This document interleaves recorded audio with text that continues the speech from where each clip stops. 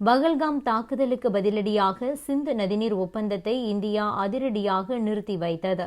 பாகிஸ்தானின் விவசாயத்துக்கு 80% சிந்து நதியையே அந்த நாட்டு மக்கள் நம்பியிருக்கிறார்கள்.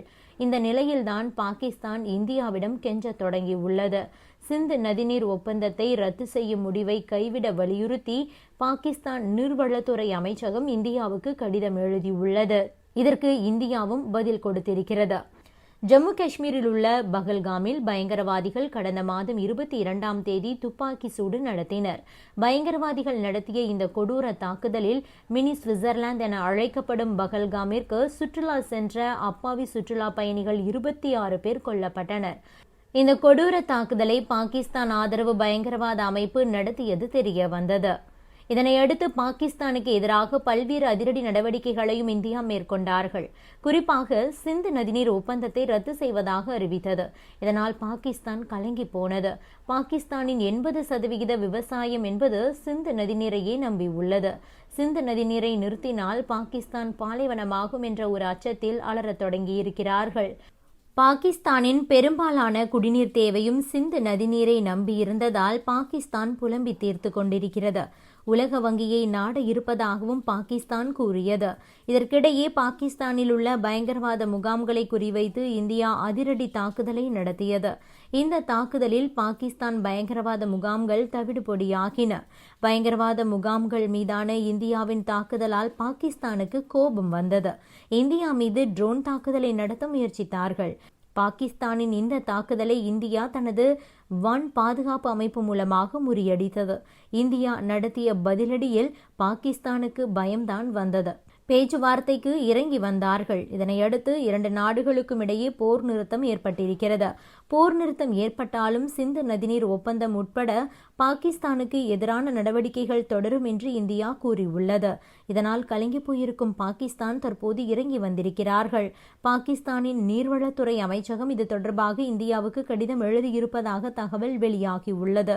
சிந்து நதிநீர் ஒப்பந்தத்தை ரத்து செய்யும் முடிவை மறுபரிசீலனை செய்ய வேண்டும் என கோரிக்கை வைத்திருக்கிறார்கள். சிந்து நதிநீர் ஒப்பந்தம் கடந்த 1960ஆம் ஆண்டு நவம்பர் மாதம் 27ஆம் தேதி பாகிஸ்தானின் கராச்சி நகரில் கையெழுத்தானது. இந்த உடன்படிக்கையில் அப்போதைய இந்திய பிரதமர் நேரு, பாகிஸ்தான் பிரதமர் முகமது அயூப் கான், உலக வங்கி சார்பில் எலிப் ஆகியோர் கையெழுத்திட்டனர். இந்த ஒப்பந்தத்தின்படி இந்தியா மற்றும் இந்தியா வழியாக பாகிஸ்தானுக்கு செல்லும் 6 ஆறுகளை பயன்படுத்துவது தொடர்பாக தீர்வு காணப்பட்டது. மேற்கு ஆறுகளான சிந்து, ஜீலம் மற்றும் செனாப் ஆகிய 3 ஆறுகளின் உரிமை பாகிஸ்தானுக்கு வழங்கப்பட்டது. இந்த ஆறுகளின் நீரை இந்தியா மின் உற்பத்தி போன்ற திட்டங்கள் மற்றும் குடிநீருக்காக மட்டுமே பயன்படுத்திக் கொள்ளலாம். கிழக்கு ஆறுகளான ரவி, பியாஸ், சட்லஜ் ஆகிய 3 ஆறுகளின் நீர் முழுவதையும் இந்தியா பயன்படுத்திக் கொள்ளலாம். இந்த நதிகளிலிருந்து எவ்வளவு நீரை வேண்டுமானாலும் எடுத்துக்கொள்ளலாம். ஆக அப்படி கையெழுத்தானதுதான் இந்த சிந்து நதிநீர் திட்டம். இந்த நிலையில்தான் பாகிஸ்தானின் கோரிக்கைக்கு இந்தியா பதில் கொடுத்திருக்கிறது. ஏற்கனவே பலமுறை இந்தியா தரப்பிலிருந்து பாகிஸ்தானுக்கு இது பற்றி தெளிவுபடுத்தப்பட்டிருக்கிறது. எல்லை தாண்டிய பயங்கரவாதத்தை பாகிஸ்தான் தடுக்காத வரை இந்த ஒப்பந்தம் மீண்டும் செயல்படுத்தப்படாது என்பதுதான் அது. அப்படி இருக்கையில் மீண்டும் பாகிஸ்தான் கெஞ்சி இருப்பதுதான் கவனம் பெற்றிருக்கிறது. இதற்கு மத்திய வெளியுறவுத்துறை அமைச்சர் ஜெய்சங்கர் பதில் கொடுத்திருக்கிறார். செய்தியாளர்கள் சந்திப்பில் அவர் என்ன சொல்லியிருக்கிறார் என்றால், எல்லை தாண்டிய பயங்கரவாதத்தின் மீது பாகிஸ்தான் செலுத்தும் ஆதரவு குறைக்கப்பட வேண்டும். பெயரளவுக்கு இல்லாமல் அதனை நம்பகத்தன்மையுடன் சாத்தியப்படுத்த வேண்டும். அது செய்யப்படாத வரை சிந்து நதிநீர் ஒப்பந்தம் தொடரப்படாது. பாகிஸ்தான் ஆக்கிரமிப்பு காஷ்மீரில் சட்டவிரோதமாக ஆக்கிரமிக்கப்பட்ட இந்திய பகுதியை பாகிஸ்தான் காலி செய்வதுதான் காஷ்மீர் குறித்து விவாதிக்கப்பட வேண்டிய ஒரே விஷயம். இந்த விஷயத்திற்கு நாங்கள் தயாராக இருக்கிறோம். எப்போது வேண்டுமானாலும் அவர்கள் விவாதத்திற்கு வரலாம் என கூறியிருக்கிறார். இது குறித்து வெளியுறவுத்துறை வட்டாரங்கள் என்ன சொல்லியிருக்கிறார்கள் என்றால், நல்ல எண்ணத்தின் அடிப்படையிலும் அண்டை நாடுகளுடன் நட்புறவாக இருப்பது என்பதன் அடிப்படையிலும் தான் இந்த ஒப்பந்தம் மேற்கொள்ளப்பட்டது. இதில் சில குறைகள் இருக்கின்றன. இந்தியாவுக்கு எதிரானதாகவும் சில அம்சங்கள் இருக்கின்றன. ஆனாலும் இந்தியா ஒப்பந்தத்தை இப்போது வரை செயல்படுத்தி கொண்டுதான் இருந்தது. இதெல்லாம் நாங்கள் செய்யும் போது பாகிஸ்தான் நமக்கு ஒத்துழைப்பு கொடுத்திருக்க வேண்டும் தானே. அது பயங்கரவாதத்தை ஊக்குவிக்கிறது. அந்த பயங்கரவாதம் இந்தியாவை பாதிக்கிறது. எல்லை தாண்டிய பயங்கரவாதத்தை தொடர்ந்து ஊக்குவித்துக் கொண்டே இருக்கிறது பாகிஸ்தான். ஆக ஒப்பந்தத்தின் அடிப்படை விதிகளையே பாகிஸ்தான் மீறி உள்ளது என வெளியுறவுத்துறை வட்டாரங்கள் தெரிவித்ததாக டைம்ஸ் ஆஃப் இந்தியா செய்தி வெளியிட்டிருக்கிறது. 1960 போடப்பட்ட இந்த ஒப்பந்தம் போர்க்காலத்தில் கூட நிறுத்தி வைக்கப்படவில்லை. ஆனால் இப்போது நிறுத்தப்பட்டிருக்கிறது. இதிலிருந்து பாகிஸ்தான் பாடம் கற்குமா?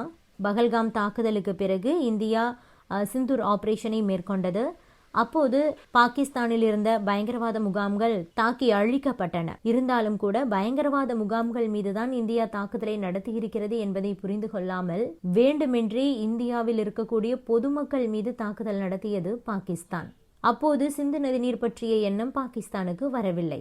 இப்போது போர் நிறுத்தம் அமலுக்கு வந்ததுக்கு பிறகு, போர் தற்காலிகமாக நிறுத்தி வைக்கப்பட்டிருப்பதற்கு பிறகாக சிந்து நதிநீர் ஒப்பந்தத்தை பற்றி கோரிக்கை வைத்துக் கொண்டிருக்கிறது பாகிஸ்தான். இந்தியா மீது சண்டையும் போடுவார்கள், இந்திய மக்களை கொல்லவும் செய்வார்கள். அதே நேரத்தில் சிந்து நதிநீர் ஒப்பந்தத்தில் இந்தியாவுக்கு எதிராக சில விஷயங்கள் இருந்தாலும் கூட இந்தியா அதனை செயல்படுத்தி கொண்டிருக்கிறது. அப்படி இருந்தும் கூட பாகிஸ்தான் இந்தியாவுக்கு எதிராகவே நடந்து கொண்டிருக்கிறது. இப்போது சிந்து நதிநீர் வேண்டும் என்று கெஞ்சிக் கொண்டிருக்கிறார்கள். இது பற்றி நீங்க என்ன நினைக்கிறீங்க? உங்களுடைய கருத்துக்களையும் பதிவு பண்ணுங்க. Subscribe to One India and never miss an update.